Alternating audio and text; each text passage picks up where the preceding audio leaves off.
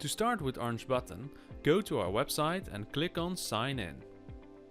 Click on Register and fill in the form.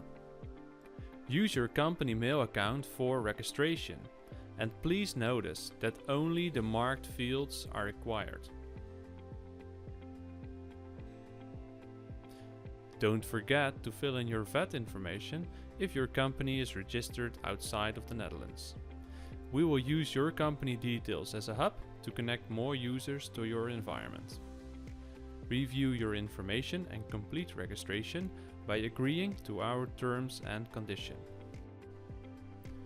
We welcome you to your own personal dashboard. To start off your BIM adventure, download our Revit add-in and dataset for Autodesk Revit. Save these files on a secure location on your computer or company network.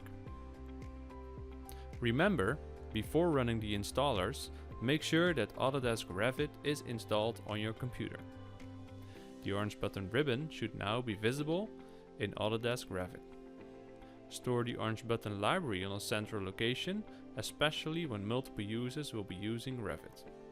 And now you're ready to start your first project.